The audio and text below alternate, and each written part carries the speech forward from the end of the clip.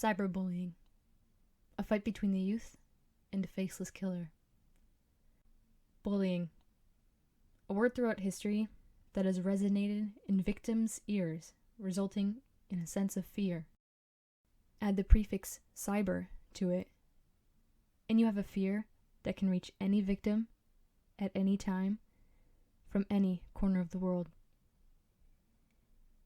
Cyberbullying is using any source of technological communication to harm a person in an intimidating or attacking sense, whether that be through many variables, such as a text message, post, or email. Technology through the years has increased the availability for bullies to attack their victims. First, let's start with bullying itself. Bullying used to be just nasty words or physical abuse between the bully and victim, whether that be a one-on-one experience or a group of bullies ganging up on their victims. The victim would go home questioning their self-worth, resulting in anxiety and depression, or result in the victim having suicidal ideation, attempts, or successes.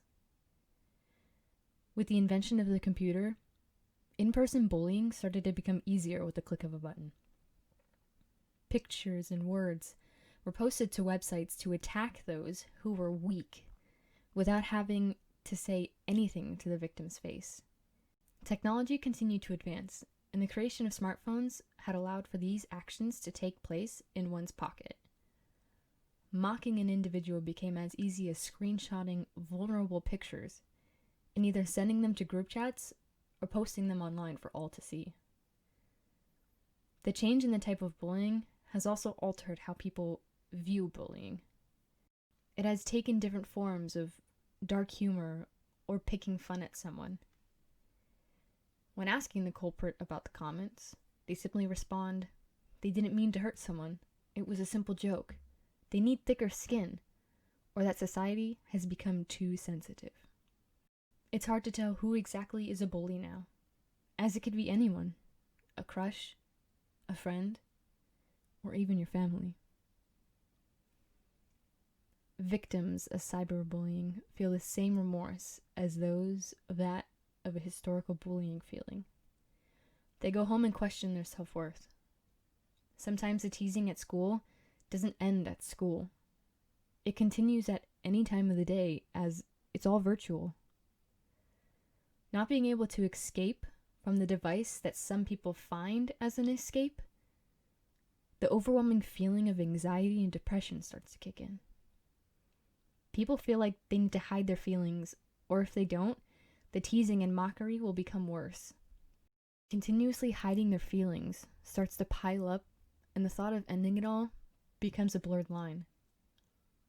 Suicidal thoughts might seem harmless, but those thoughts at any point could become attempts that could sadly result in completion.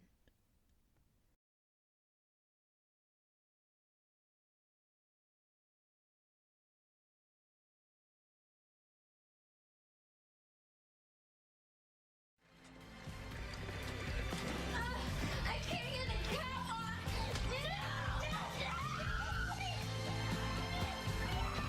Taylor?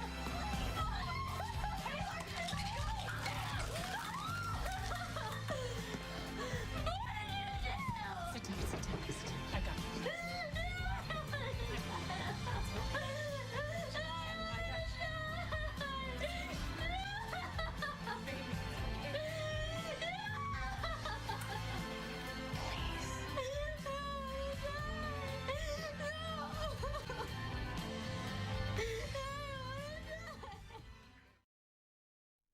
Megan Muir, aged 13, died on October 17th, 2006, just 3 weeks shy of her 14th birthday. Rebecca Ann Sedgwick, aged 12, died on September 9th, 2013, just a month and 10 days before her 13th birthday. Both of these girls were United States citizens and were victims of cyberbullying. They sadly went through with suicide as their attempts were successful. A study of 2,670 students who were in middle school or high school showed that 16.1% experienced suicidal ideations and 2.1% experienced suicidal attempts. A study focused on college students had shown 22% of participants had experienced cyberbullying within the last year. But the US isn't the only country that deals with these issues. With bullying being everywhere and technology giving the capability to reach others from a distance, cyberbullying has also prevailed in other countries. In Canada, 25% of students from a survey containing 264 students had all been victims of cyberbullying, with 17% actually admitting to being the cyberbully.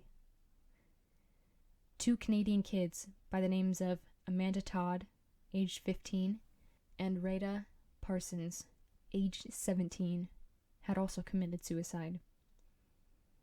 Between England and Wales, the suicide rate in young men was 14 times higher, and in young women it was 6 times higher between the years 2001 and 2010. Hannah Smith, aged 14, an English girl who had hung herself in her bedroom because vile messages were posted on social media about her.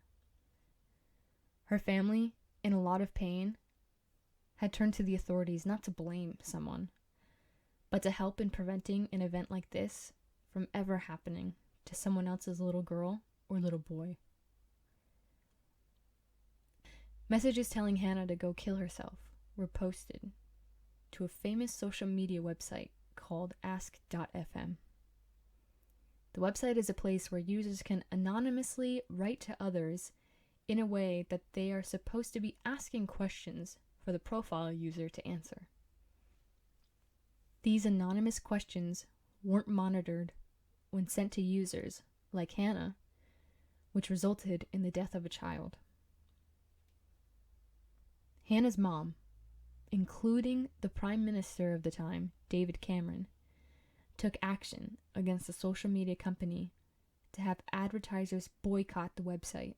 Ask.fm, along with other social media platforms, were put to question on how they were going to protect their users. Afterward, state by state, there had become electronic harassment laws, explicitly including cyberbullying. 48 out of the 50 states today have these laws in action, where 44 of these states have also included criminal sanctions in the case of cyberbullying. Specifically, for the social media platform, Instagram, one can report harassment or bullying to the company themselves, so the platform can take action against that account/user. In some instances, one can have their account locked for a few days and only given a warning. After giving so many warnings, the website has the right to take down a user's profile who has violated their harassment/bullying policies that one agrees to upon creating an account. The company of these platforms can only do so much, because it is up to the victim or users who see the attacks to report the harassment or bullying for the company to take action. If only Hannah could see how many people she reached. I was able to get a few words from a victim of cyberbullying. Hi, I'm Callie McGurk. So, cyberbullying could literally happen to anyone. And for me, I really recognized it around the age of 12, 13, middle school. From a lot of people I've talked to, they predominantly speak of cyberbullying or just bullying in general happening in middle school. So, for me, it hurt a lot. And, it really turned me into the person I am today. I can so easily speak about it now because I've grown so much from then to now, because cyberbullying for me didn't end at middle school. There was a few times in high school that it also happened, and even in college.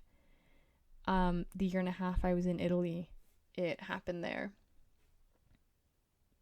I got messages and sometimes even face-to-face things that people would say. I still have some of the saved messages of a guy one time calling me a whole bunch of words, and he told me to go kill myself. And